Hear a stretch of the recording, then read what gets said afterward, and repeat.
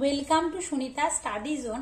আজকে আমি তোমাদের সাথে এসএসসির গ্রুপ সির প্র্যাকটিস সেট নাম্বার 1 সেটা শেয়ার করব। এর আগে তোমাদের সাথে আমি কিন্তু এইটার যে জিকের কোয়েশ্চেন 20টা থাকে, জিকে এবং কারেন্ট অ্যাফেয়ার্স মিলিয়ে, সেটা শেয়ার করেছি এই লীলা রয়ের এই বইটা থেকে। তোমাদের কাছে যাদের কাছে মক টেস্ট নেই, মক টেস্টের কোনো বই নেই, তোমরা কিন্তু অবশ্যই যে কোনো একটা বই তোমাদের পছন্দ মতো কিনে নিতে পারো। আমার এই বইটা ভালো লেগেছে তাই আমি এটা কিনেছি, এবং সেখান থেকে যে এক্সামগুলো আমাদের দিতে হবে, হয় সপ্তাহে 2-3টে করে দিতেই হবে, আর যদি কেউ পারে রোজ দেবে, কিংবা কেউ না পারলে অল্টারনেটিভ ডেতে দিবে, কিন্তু আমাদের পরীক্ষা কিন্তু দিতেই হবে। পরীক্ষা না দিলে, যে কোনো পরীক্ষা মক যদি আমরা টাইম ধরে না দিই, তাহলে নিজেদের কিন্তু মানে এগিয়ে নিয়ে যেতে পারবো না। তো চলো, আজকে আমি তোমাদের সাথে ইংরেজির 10টা কোয়েশ্চেন শেয়ার করবো। এর আগের দিন 20টা জিকের কোয়েশ্চেন শেয়ার করেছি, তোমরা যারা দেখোনি অবশ্যই দেখে নিতে পারো। এভাবে আমি চেষ্টা করব যতগুলো মক টেস্ট আমি নিজে দেবো সেগুলোই তোমাদের সাথে সেখান থেকে জিকে এবং ইংরেজিটা শেয়ার করার। এরপরে যদি স্যার পারেন তাহলে তোমাদের সাথে অবশ্যই ম্যাথ এবং জিআইটা শেয়ার করবেন। তো তোমরা কিন্তু অবশ্যই দেখতে থেকো। তো আজকের প্রথম কোশ্চেন, এটা হলো retiring to his room he started cooking. তো বলছে এটা কি রকমের সেন্টেন্স, তাহলে আমাদের সেন্টেন্স সম্পর্কে একটা ধারণা থাকতে হবে। সিম্পল সেন্টেন্স কি, কমপ্লেক্স সেন্টেন্স, কম্পাউন্ড সেন্টেন্স আর মিক্স সেন্টেন্স কাকে বলা হয়, এগুলো কিন্তু বেসিক জিনিস। তো এটা দেখেই আমরা বুঝতে পারছি যে এটা কিন্তু হবে কি, সিম্পল সেন্টেন্স হবে। কেন সিম্পল সেন্টেন্স? দেখো, ওয়ান ফাইনাইট ভার্ব রয়েছে এখানে একটা, আর এই যে এখানে পার্টিসিপল রয়েছে। এটা কি, এটা প্রেজেন্ট পার্টিসিপল রয়েছে না, এটা প্রেজেন্ট পার্টিসিপল। তো তার জন্য এটা কিন্তু হয়ে গেল সিম্পল সেন্টেন্স। আর যদি বলা হয় কমপ্লেক্স, তখন কি হবে? কমপ্লেক্স সেন্টেন্স মানে কি, সেখানে লিঙ্কার থাকবে। যেমন আমরা ছোটবেলা পড়তাম না, যখন তখন, যেমন তেমন, যদিও তবুও, কারণ, এই টাইপের কিছু পড়তাম আর কি, আমরা হঠাৎই মনে পড়লো। তো লিঙ্কার থাকবে। সেই লিঙ্কারগুলো কি কি, যেমন দেখতে পারো যে এই যে অলদো, আশা করি তোমরা এটা খুব ভালো মতো দেখতে পারছো এবং বুঝতে পারছো। যেমন অলদো, বিকজ, তারপর WH ওয়ার্ডগুলো, হু, হুইচ, হোয়েন, এই রিলেটেড দিয়ে যদি যুক্ত থাকে তখন সেটা কমপ্লেক্স হয়ে যাবে। আর কম্পাউন্ড কাকে বলবো? কম্পাউন্ড মানে হচ্ছে অ্যান্ড, অর, নর, বাট, এগুলো দিয়ে যদি যুক্ত থাকে তখন সেটা কম্পাউন্ড সেন্টেন্স হয়ে যাবে। তাহলে নেক্সট হচ্ছে choose the antonym of the quoted word. Unwell এর অ্যান্টোনিম কি? আনওয়েল মানে ভালো নেই বিষয়টা, তার মানে কি ফিট মানে ভালো আছে এরকম। আনওয়েল তার হচ্ছে অপোজিট বা অ্যান্টোনিম যেটা হবে সেটা হলো কি, ফিট। এটা আশা করি সবাই পারবে। আনহেলদি মানে তো তোমরা সকলেই জানো, আর এইলিং মানে সাফারিং, আর ইনডিসপোজড মানে আনফিট। এবারে আবার বলেছে কোনটা কারেক্ট সেন্টেন্স, তার মানে কি সেন্টেন্সটা আমাদের ভালো মতো পড়তে হবে, কিন্তু যাদের পড়া নেই ভালো মতো পড়ে নেবে। He is poor but he is honest. Say poor মানে সে গরিব কিন্তু সে অনেস্ট। তাহলে এটা কোন ধরনের সেন্টেন্স? দেখো, এটা কিন্তু ঠিক। তাহলে এটা কোন ধরনের সেন্টেন্স? এটা একটা কম্পাউন্ড সেন্টেন্স। এই যে বাট দ্বারা যুক্ত আছে মাঝখানে, দো he is poor he is honest, এইভাবে যদি লেখা যেত তখন সেটাই কিন্তু হয়ে যেত আবার তোমার ধরো কমপ্লেক্স সেন্টেন্স হয়ে যেত।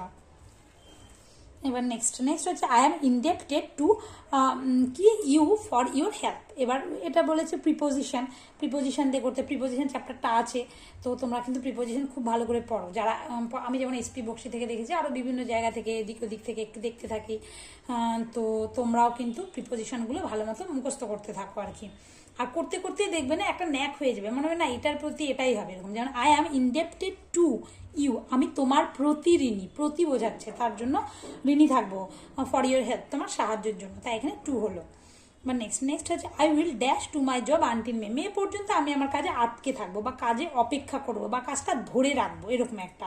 তাহলে অপেক্ষা করা বা এটা হচ্ছে আমরা বলতে পারি ধরে রাখা, কোনো কিছুকে ধরে রাখা, সেই অর্থেও কিন্তু আমাদের হোল্ড অন ব্যবহৃত হয়। তাহলে I will hold on two my job, আমি আমার জবের প্রতি আটকে থাকবো বা জবেই থাকবো, স্টিক করে থাকবো আনটিল মে পর্যন্ত। তাই বা বলে না যে প্লিজ হোল্ড অন, ফোন ধরে, মানে একটু অপেক্ষা করুন, এরকম একটা বলে। অপেক্ষা করা বা ধরে রাখা অর্থে হোল্ড অন ব্যবহৃত হয়।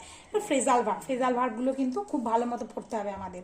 আর তোমরা যারা মানে WBCS দিচ্ছ, তারা স্ক্যানার থেকে প্রিভিয়াস ইয়ারগুলো ইংলিশের সমস্ত টপিক কিন্তু কভার করার চেষ্টা করবে। আমিও ভিডিও দিচ্ছিলাম সিনোনিমের উপরে, তো এগুলো WBCS আগে পুরোটাই শেষ করা হবে। তো এগুলো কিন্তু করে রাখতে পারো।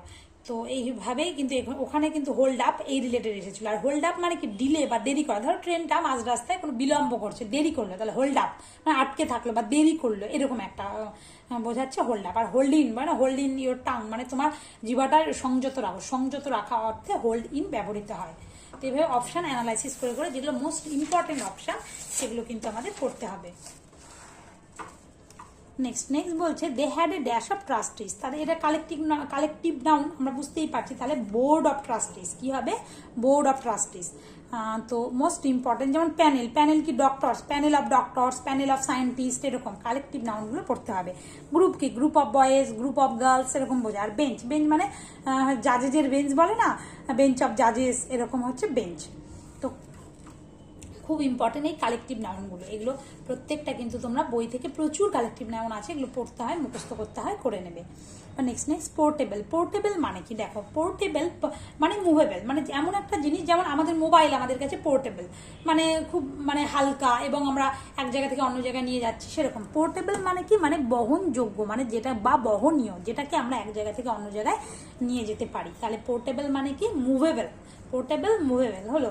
আর এরপরে কি আছে ব্রেকেবল, দেখো অপশন। ব্রেকেবল মানে ফ্র্যাজাইল, যেটা খুব সহজে ভেঙে যায়, ভঙ্গুর। আর এই যে পোর্টেবল আর থাকলে তখন সেটা হবে বহনযোগ্য বা মুভেবল, কিন্তু পোর্টেবল যদি হয় তখন সেটা পানযোগ্য বা ক্লিন ওয়াটার, যেমন জল, জলটাকে বলে এই জলটা পোর্টেবল ওয়াটার, মানে কি ড্রিঙ্কেবল ওয়াটার, এটা ড্রিঙ্কেবলের সিনোনিম হচ্ছে পোর্টেবল বা পানযোগ্য বা ক্লিন বা আনকন্টামিনেটেড, যে জলটা খাওয়া যাবে সেরকম। এই দুটো কিন্তু তোমরা গোলাবে না, পোর্টেবল মানে পানযোগ্য আর পোর্টেবল মানে বহনযোগ্য।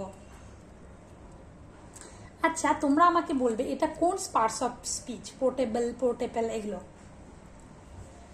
তো তারপরে question, by the time I reached there the travel makers, তখন কি করলো, হ্যাড লেফট, পালিয়ে গেল। মানে বাই দ্য টাইম মানে অতীতের কোনো ঘটনা, মানে এটা বোঝাচ্ছে, বাই দ্য টাইম আছে মানে অতীতের কোনো ঘটনাকে বোঝাচ্ছে।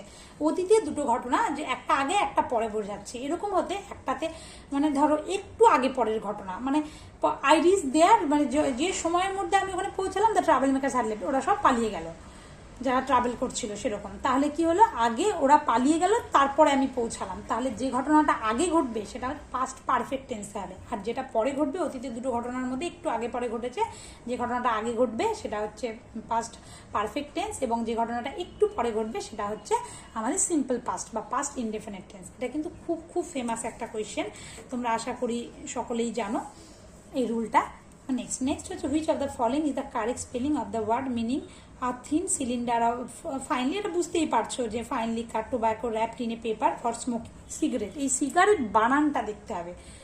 তো ছেলেদের যাদের এসবের অভ্যেস আছে, তোমরা ভালো মতো বানানটা, হয়তো অনেকে খায় কিন্তু হয়তো বানানটাই ঠিক মতো করতে পারে না, এটা কিন্তু খুব লজ্জাজনক হয়ে যাবে। তো এই সিগারেট মানে যদিও এখন অনেক কমই আর কি, কিন্তু তবুও বলছি এই সিগারেট বানানটা কিন্তু তোমরা খুব ভালো মতো দেখে নেবে। তো next select the word similar in meaning to abode. Abode মানে কি, বলে না অ্যাবর্ড অফ এ সামথিং, মানে অ্যাবর্ড মানে বাসস্থান বা ডুয়েলিং, বা এটা আমার হোম বা হাউস বোঝাতে, গৃহ বোঝাতে হচ্ছে অ্যাবর্ড ব্যবহার করা হয়। তো দেখো, আর অ্যাব্রড মানে তো তোমরা জানোই। তো আজকের মতো দেখো এইটুকুই, আমি 10টা কোয়েশ্চেন মতো শেয়ার করার চেষ্টা করলাম তোমাদের সাথে, যে 10টা আমি আমার মতো শেয়ার করার চেষ্টা করলাম খুব সংক্ষেপে, মানে তোমরা যাতে একটু জাস্ট দেখে নিতে পারো।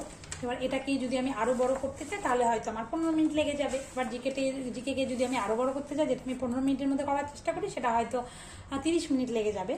তোমরা জানিও আমি এরকমভাবেই 10-15 মিনিটের মধ্যে করবো, নাকি টাইমটাকে আমি আরও বাড়াবো। জিকের ক্ষেত্রে এবং ইংলিশের ক্ষেত্রে আরও বাড়ানো যায়, কারণ প্রত্যেকটা সেন্টেন্স বলতে গেলে প্রচুর সময় লাগবে। তো আমি মেনলি তোমাদের বোঝাতে চাচ্ছি যে এই টপিকগুলো, এই জায়গাগুলো তোমরা যেগুলো দেখছো তার মধ্যে কার কি কি কমপ্লিট আছে এবং কি কি করতে হবে, তার জন্যই আমাদের মক দেওয়া এবং মক অ্যানালাইসিস করা। তো এখান থেকে আমরা কি কি জানলাম, আমাদের সেন্টেন্স পড়তে হবে, আমাকেও পড়তে হবে, রিভিশন দিতে হবে।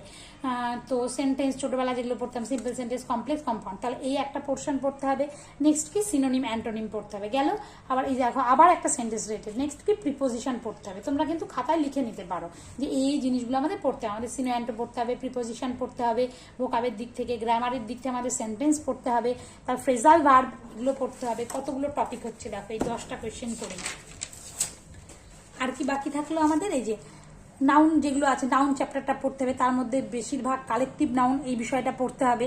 তারপরে কি পড়তে হবে, যে সিনো অ্যান্টো যে বিষয়গুলো রয়েছে সেগুলো তো পড়তেই হবে। তারপরে যে গ্রামারের এই কোর রুলগুলো কিছু কিছু যেগুলো রয়েছে সেটাও আমাদের খুব ভালো মতো দেখে নিতে হবে। স্পেলিংগুলো দেখতে হবে, স্পেলিং এরর যেগুলো থাকে, এবং তার সাথে সাথে তো সিনো অ্যান্টো এগুলো সবসময়ের জন্যই প্রয়োজনীয়।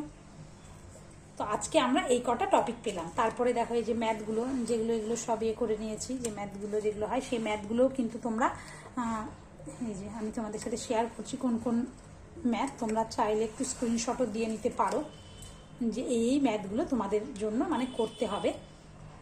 কারণ কি ম্যাথ ওইভাবে লিখে লিখে দেখা যাক, আমি যদি শেয়ার করতে পারি অবশ্যই করব। ম্যাথটাও কিন্তু তোমরা খুব ভালো করে করার চেষ্টা করবে, কারণ ম্যাথে আমাদের 20 মার্কস রয়েছে এবং জিআই 10 মার্কস রয়েছে।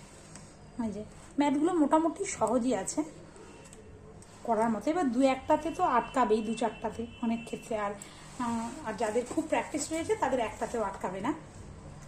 যে ম্যাথের 20টা কোয়েশ্চেন এবং তার সাথে সাথে এই যে জিআই এর 10টা কোয়েশ্চেন।